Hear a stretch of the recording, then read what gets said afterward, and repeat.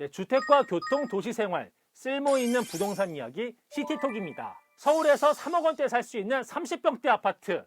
결론부터 말하자면 두 채 찾았습니다. 어디에 있는지, 가격은 왜 그런지 지금부터 알려드릴게요.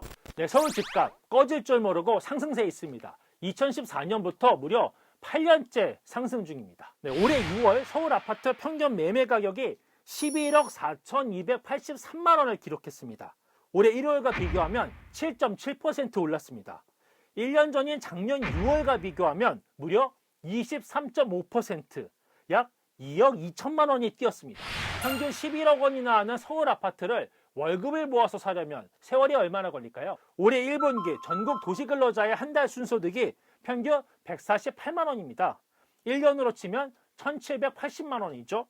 만약에 11억 원을 모으려면 세월이 61.8년, 62년이 걸립니다. 만약 30세에 시작하면 90세가 넘어서야 비로소 다 모을 수 있는 액수인 거죠. 자, 그럼 60년은 너무 가혹하다. 일단 20년을 차곡차곡 모으면 얼마가 되죠? 3억 5천만 원 정도 됩니다. 이렇게 20년을 꼬박꼬박 모아서 3억 원대 돈을 모으면 서울에서 30평대 아파트 하나쯤 살 수 있을까요? 결론은 이미 썸네일에서 보셨죠? 있습니다.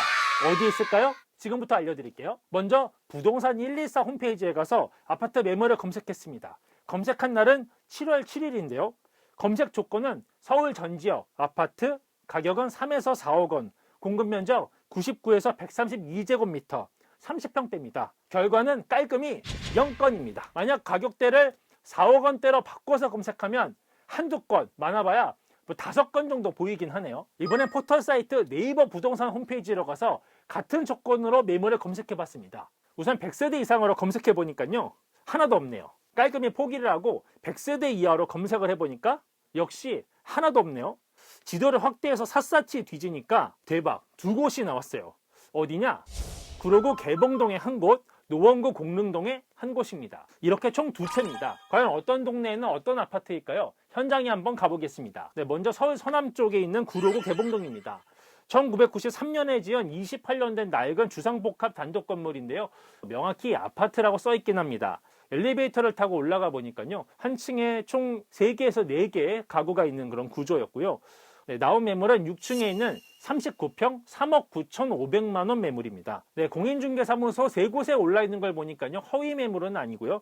네이버 확인 매물 인증도 붙어 있는데요. 내부 사진을 보면요, 큼직한 거실과 방 3개, 또 전망이 트여 있는 테라스가 보이네요. 살기에 꽤 괜찮아 보이죠? 최근 실거래 기록을 보면 같은 평수는 없고요. 2019년 2월에 33평 2억 4,700만 원 실거래 기록이 있고 44평 3억 원 매매 기록이 보입니다. 현재 매물은 이보다 작은 39평인데 호가가 3억 9,500만 원이니까 훨씬 높은 편이죠. 그래도 상대적으로 큰 평수인 점, 건물에 여러 상점이 함께 있어서 이용이 편리하다는 점이 보이고요. 또 멀지 않은 곳에 지하철역이 2개나 있어요.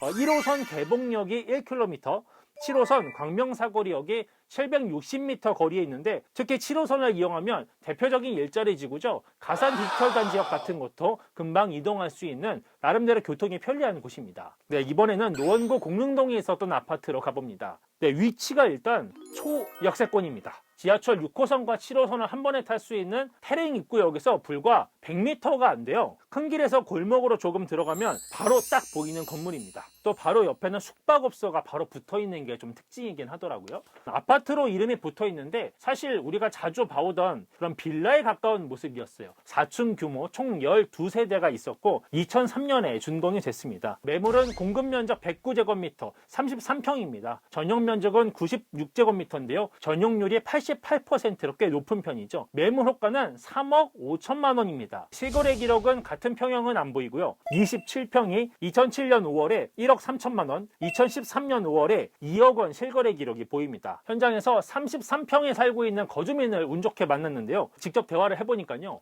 호가가 많이 비싸졌다라고 얘기를 했습니다. 옛날에 비해서 많이 비싸죠. 옛날에 산 사람들이 뭐 1억 6천에 들어온 사람이 있고 7천에 들어온 사람이 있고 하는데 한 7, 8천 원 올려서 내는 것 같아요.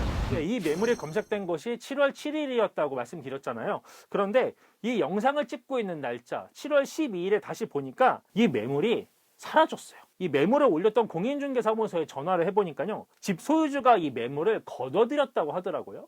집주인께서 혹시 좀 더 높여서 내놓으려고 하시는 건 다음에 나오게 되면 한 5억 이상.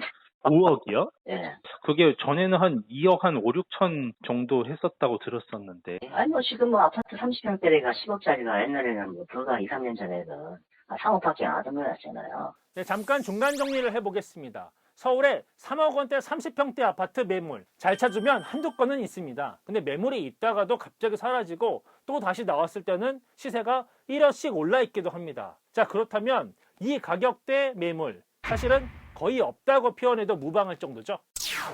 그럼 20평대로 조건을 낮추면 3억 원대 매물이 와르르 쏟아질까요?